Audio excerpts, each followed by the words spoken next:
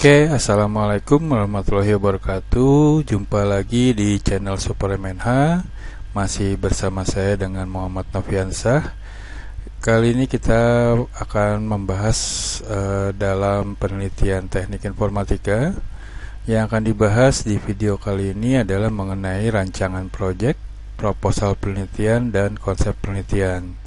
Jadi yang akan kita bahas kali ini adalah bagaimana kita akan melakukan suatu penelitian yang sebelumnya kita rancang, kemudian kita konversi dalam bentuk suatu proposal yang menarik gitu ya, agar proposal kita mungkin bisa dikatakan bisa dijual gitu ya. Dijual dalam artian penelitian kita mendapat pendanaan, baik itu sponsor dari instansi, kampus, atau perusahaan mungkin, atau dari pemerintah gitu ya, untuk mendanai penelitian kita agar berjalan gitu ya dengan dana tersebut.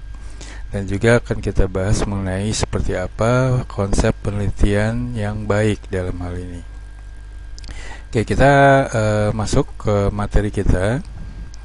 Dalam suatu penelitian tentu kita akan membuat penelitian yang baik gitu ya. Nah, konsepnya seperti apa? Konsep penelitian yang baik bisa dikatakan suatu penelitian atau riset yang baik adalah penelitian yang benar. Benar dalam artian di sini adalah penelitian yang dilakukan secara sistematis, yang sebelumnya sudah didesain, bagaimana kita menganalisa data dan mendapatkan data gitu ya, dan sebagainya, sampai penelitian itu bisa mempunyai kontribusi gitu ya, kontribusi terhadap si pembaca ataupun terhadap sponsor tadi misalkan dan sebagainya. Itu adalah penelitian yang baik, adalah penelitian yang benar, yang dilakukan secara benar, secara sistematis. Oke, jadi penelitian dapat dikatakan baik bila penelitian dapat menghasilkan kesimpulan melalui prosedur yang sistematis dengan mempergunakan pembuktian yang meyakinkan yang dilakukan dalam penelitian kita tersebut. Nah, penelitian yang baik mempunyai karakteristik berikut. Yang pertama, karakteristiknya suatu penelitian yang baik itu adalah mampu menjual ide penelitian. Nah, idenya ini biasanya dari proposal tadi ya. Bagaimana penelitian kita membuat orang tertarik gitu ya, atau instansi tertarik untuk mendanainya gitu ya. Nah, itu merupakan penelitian yang baik. Kemudian penelitian yang baik itu harus dirancang dengan baik. Dirancang desain penelitian kita, kemudian nanti bagaimana kita mendapatkan data, memperoleh data, kemudian bagaimana kita menganalisa dan sebagainya, itu harus dirancang dengan baik gitu, agar penelitian kita dikatakan penelitian yang baik. Kemudian yang ketiga, dikomunikasikan hasilnya dengan baik.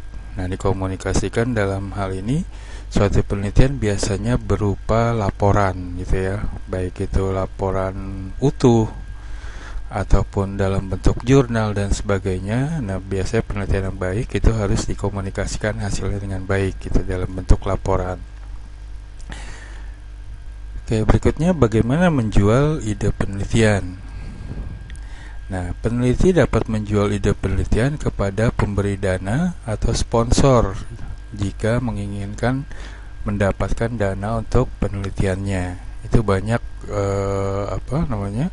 suatu kegiatan seperti program kreativitas mahasiswa misalkan. Nah, itu bagaimana mahasiswa melakukan penelitian yang didanai oleh lembaga pemerintah, dalam hal ini Kementerian Pendidikan dan Budaya. Nah, itu dia merupakan program tahunan yang memberikan dana gitu ya sebagai sponsor untuk mahasiswa melakukan penelitiannya. Nah, itu bagaimana kita dapat dana tersebut, tentu kita harus bisa menjual ide penelitian kita yang menarik gitu ya, menarik, yang biasanya yang penelitian yang masih menggunakan atau masih berkaitan dengan fenomena yang terjadi saat ini, yang kekinian misalkan. Nah, kemudian agar berhasil menjual ide penelitian, maka proposal awal penelitian harus mempunyai isu yang relevan, menarik, penting, dan bermanfaat. Itu agar ide penelitian kita dapat dijual gitu ya, dalam artian tanda kutip mungkin ya, dijual dalam hal ini untuk mendapatkan dana untuk penelitian. Nah, biasanya untuk menjual di bab 1 yaitu pendahuluan, itu akan di awal dibaca oleh si penilai gitu ya, bisa dikatakan. Nah, itu adalah di bab 1. Nah, karena bab 1 ini merupakan bab yang paling penting, karena dalam bab 1 ini peneliti menuangkan ide penelitian dan mencoba menjual ide penelitiannya tersebut. Nah, itu kita tuangkan, kita buat semenarik mungkin, atau yang mempunyai isu yang tadi yang relevan, menarik, penting, dan bermanfaat. Itu bagaimana kita bisa menjual penelitian kita. Oke, berikutnya masih dalam menjual ide penelitian. Agar dapat menjual ide penelitian, tadi dikatakan bab 1 yang penting tadi, itu bisa berisi apa aja. Yang pertama, isunya itu relevan. Nah, penerapannya, topik yang dipilih itu relevan gitu ya, relevan dalam artian dengan yang dibutuhkan oleh sponsor misalkan. Kalau tadi saya katakan PKM, program kreativitas mahasiswa, nah mungkin kita pilih topiknya yang yang relevan, misalkan ada kewirausahaan gitu ya, dan sebagainya. Nah, itu diletakkan di bab 1. Jadi isu yang pertama relevan agar menarik gitu ya. Nah, di bab 1 itu juga dibuat isunya itu menarik, mempunyai cerita konteks yang menarik. Nah, itu diletakkan di bab pendahuluan bab 1 di dalam latar belakang isu ataupun identifikasi isu. Kemudian isunya itu penting. Nah, itu di dalam hal ini isunya penting, mengapa penelitian harus dilakukan dan apa tujuannya. Nah, itu diletakkan di dalam motivasi penelitian ataupun tujuan penelitian. Nanti kita bahas nih satu-satu. Berikutnya isunya yang bermanfaat. Bermanfaat untuk siapa dan juga bagaimana manfaat penelitian akan didapatkan. Nah, itu di dalam bab 1 kita letakkan dalam kontribusi penelitian.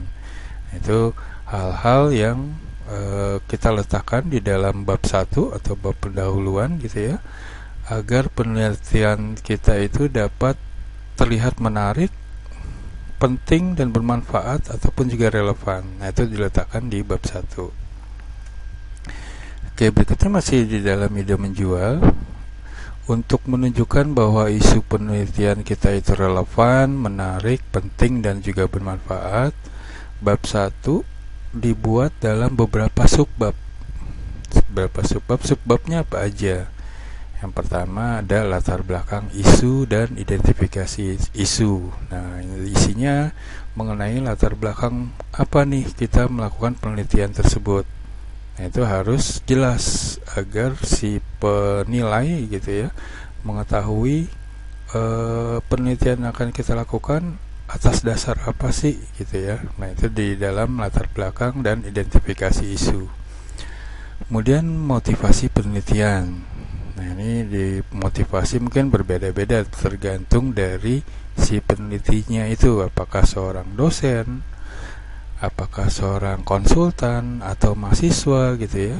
Kalau mahasiswa mungkin kalau di mahasiswa untuk jurusan mahasiswa tingkat akhir, dia untuk melakukan skripsi gitu ya. Nah, itu motivasinya berarti penelitiannya dilakukan untuk syarat kelulusan.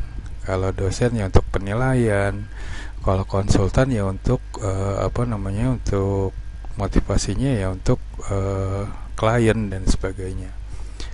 Kemudian subbab di bab 1 juga diisi mengenai tujuan penelitian.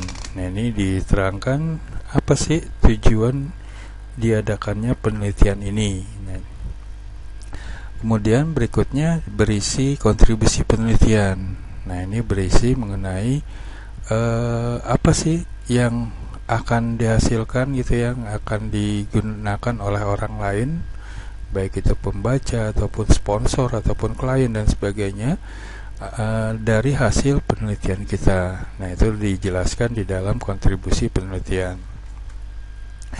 Oke, berikutnya bagaimana mengkomunikasikan hasil penelitian. Tadi saya katakan mengkomunikasikan hasil penelitian biasanya dalam bentuk laporan gitu ya.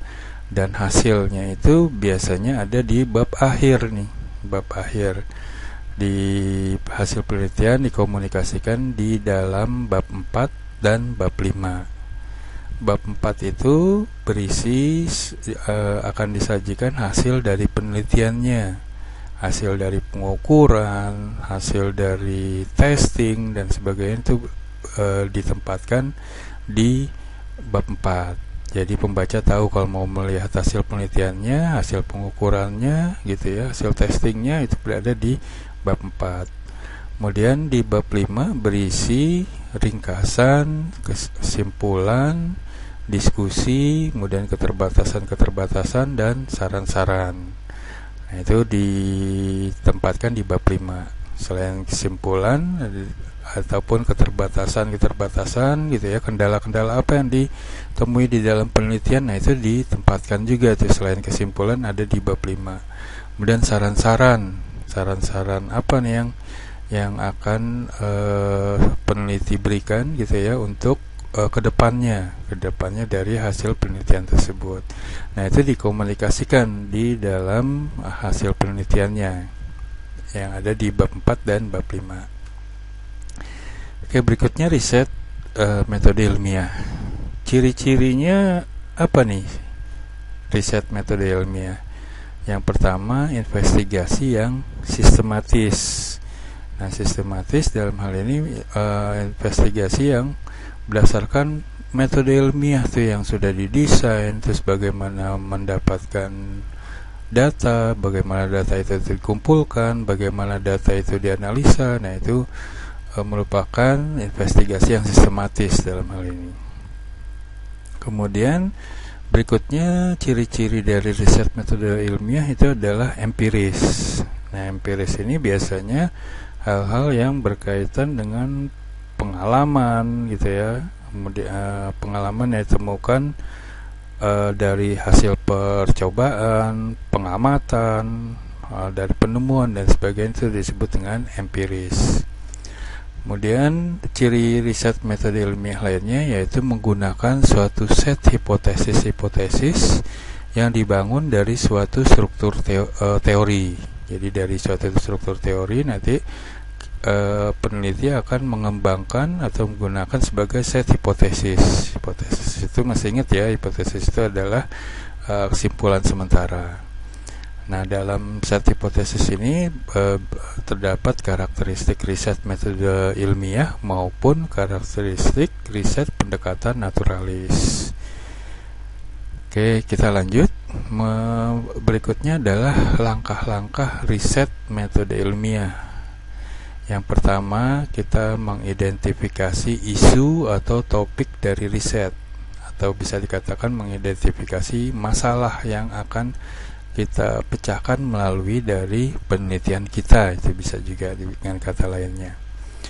Kemudian menjual ide atau isu tadi, bagaimana kita membuat di bab 1 tadi ya, bagaimana ide yang akan kita tuangkan dalam penelitian kita itu menarik bagi sponsor tadi agar penelitian kita bisa didanai. Kemudian menentukan tujuan dan kontribusi dari riset. Nah, tujuan dari penelitian dan kontribusinya apa nih dari hasil penelitian kita itu nanti akan menghasilkan untuk diterapkan di suatu instansi misalkan gitu ya, dan sebagainya. Nah, itu kita tentukan tujuan dan kontribusi. Yang keempat, kita kembangkan hipotesis. Nah, hipotesis tadi kesimpulan sementara. Kemudian kita rancang risetnya. Dalam hal ini kita tentukan kita desain penelitian kita rancang bagaimana data bisa kita kumpulkan, kemudian bagaimana data kita akan analisa, gitu, dan sebagainya. Kemudian langkah ke-6 yaitu mengumpulkan data. Nah, setelah itu data yang telah dikumpul, kita tahap berikutnya ke-7 menganalisa data dan menguji hipotesis. Jadi dari hasil analisa tadi kita akan uji hipotesis, kesimpulan sementaranya, untuk dikembangkan agar kita bisa menarik suatu kesimpulan yang utuh. Kemudian setelah itu kita buat ringkasan. Setelah itu ringkasan tadi dalam bentuk kesimpulan utuh ya tadi ya. Kemudian 9 menunjukkan keterbatasan dan halangan-halangan riset. Nah, tadi di bab 5 gitu ya. Kalau di slide sebelumnya, selain kesimpulan, kita kalau memang ditemukan ada keterbatasan atau halangan-halangan dalam riset yang kita jalankan, itu ditemui. Nah, kita dipersilakan gitu, untuk dimasukkan ke dalam keterbatasan dan halangan-halangan riset. Kemudian tahap berikutnya yaitu mengusulkan perbaikan riset. Nah, ini masuk di saran-saran gitu ya. Bagaimana dari hasil yang telah kita lakukan, peneliti memberi saran untuk perbaikan riset yang akan dilakukan oleh peneliti lainnya. Nah, itu merupakan isi dari saran-saran tuh yang ada di bab 5 tadi. Oke, berikutnya bagaimana kita melakukan pemilihan isu penelitian.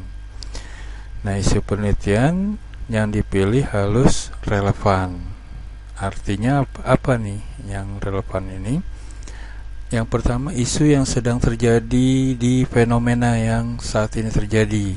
Kalau misalkan mengenai sekarang fenomena yang populer mungkin COVID-19.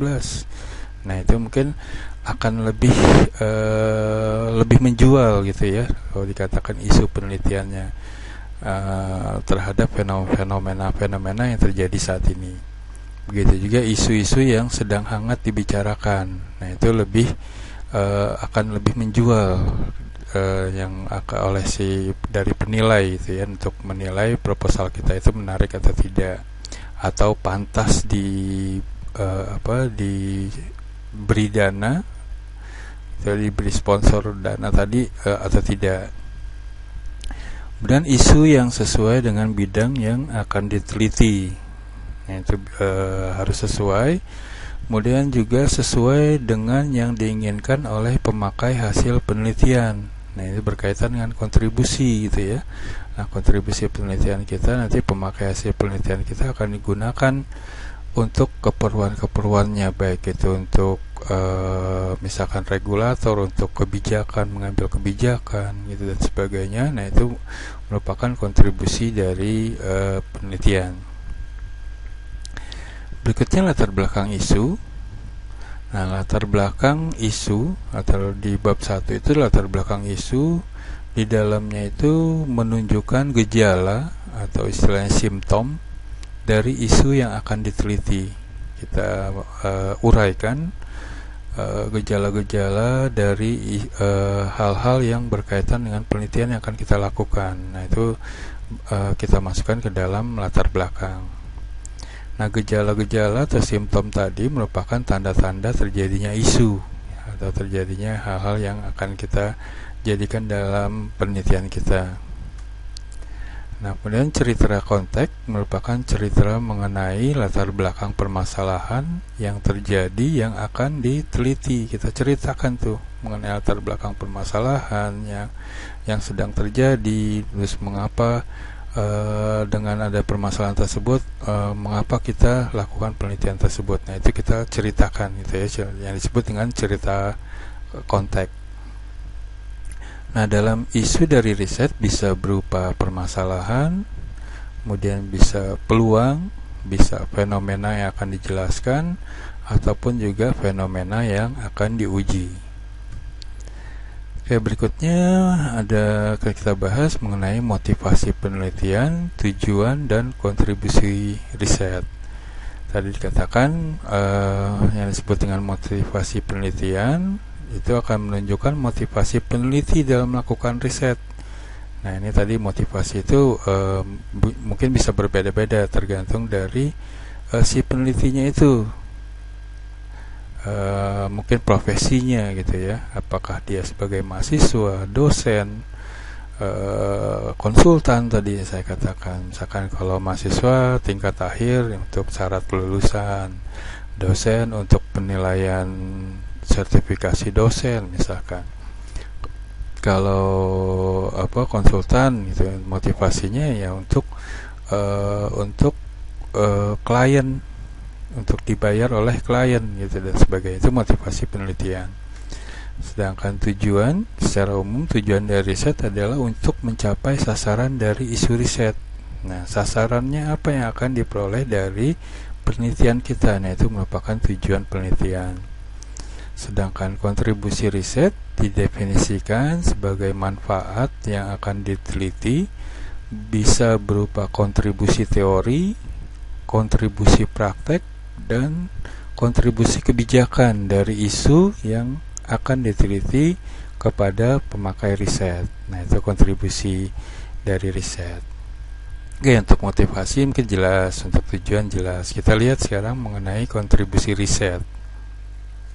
Nah, di dalam kontribusi riset tadi ada 3 kontribusi yang didapat dari suatu penelitian. Bisa berupa kontribusi teori, bisa berupa kontribusi praktek, bisa kontribusi kebijakan.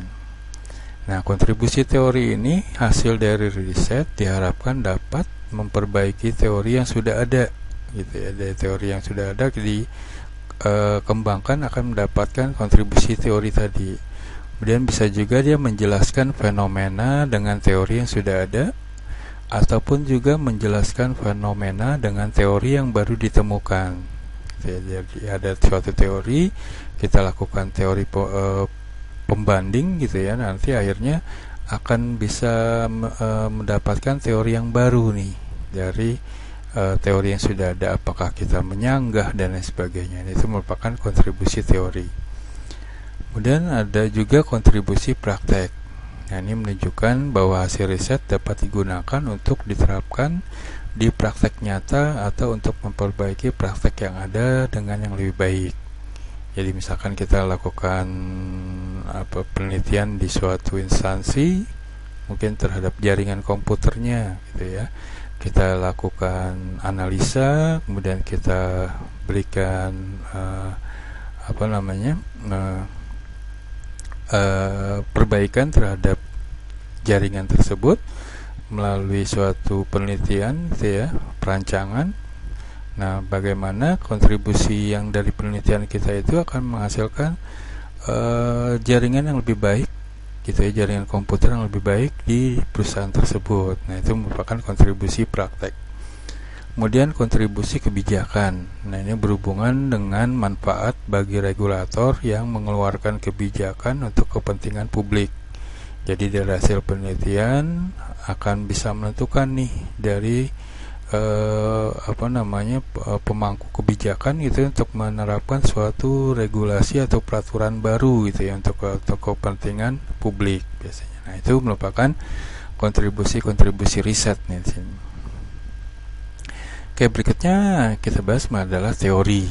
Yang disebut dengan teori di sini merupakan kumpulan dari konsep, definisi ataupun proposisi yang sistematis yang digunakan untuk menjelaskan dan memprediksi fenomena atau fakta. Kalau istilah proposisi di sini mungkin bisa dikatakan suatu istilah yang digunakan untuk kalimat pernyataan yang memiliki arti utuh gitu ya. Nah, itu disebut dengan proposisi. Nah, itu terkandung di dalam suatu teori, nanti di dalam suatu penelitian. Nah, teori yang digunakan untuk maksud apa nih? Yang pertama bisa membangun hipotesis-hipotesis. Yang kedua, menyediakan kepada pembaca hasil penelitian jika mereka ingin membaca atau mempelajari teori yang mendasari dari penelitian. Berikutnya di teori ada model teoritis dan juga model empiris. Jadi secara teoritis ataupun juga secara empiris. Teoritis secara teori, empiris berarti tadi secara pengalaman atau dari hasil percobaan dan sebagainya. Nah, kita lihat perbedaan antara model teoritis dan model empiris di dalam tabel berikut. Kalau model teoritis berada di bab 2 di laporan hasil riset yang digunakan untuk membangun hipotesisnya. Sedangkan model empiris dia berada di bab 3 yang laporan hasil riset yang digunakan untuk menguji hipotesisnya. Kemudian model teoritis menggambarkan hubungan kausal elemen-elemen. Dalam hal ini dapat berupa variabel-variabel yang konstruk ya di dalam modelnya. Sedangkan model empiris itu merupakan model yang menunjukkan persamaan empirisnya. Oke, mungkin itu aja materi dari saya mengenai konsep penelitian yang baik, kemudian bagaimana membuat proposal yang menarik yang bisa digunakan atau bisa dijual gitu ya, agar bisa didanai penelitian kita tersebut. Oke, mungkin itu aja materi dari saya. Terima kasih sudah berkenan gitu ya menyaksikan ataupun menyimak video ini.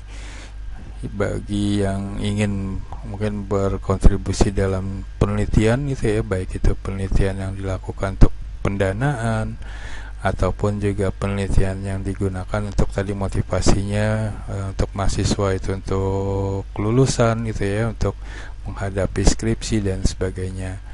Oke, semoga yang saya sampaikan bisa bermanfaat dan bisa diterima dengan baik gitu ya. Sebagai ucapan terima kasih dan juga pesan, jangan lupa di like dan subscribe gitu ya, dan juga masih juga saya berikan motivasi untuk kalian agar tetap semangat gitu ya di masa pandemi ini, agar kita terhindar dari wabah COVID-19 gitu ya, terutama dengan melakukan protokol kesehatan dengan menerapkan 3M gitu ya, mencuci tangan, memakai masker, dan menjaga jarak gitu ya. Nah, itu agar kita terhindar tadi dari wabah COVID-19. Oke, semoga kalian juga tetap sehat dan tetap semangat gitu ya. Mungkin itu aja yang bisa saya sampaikan.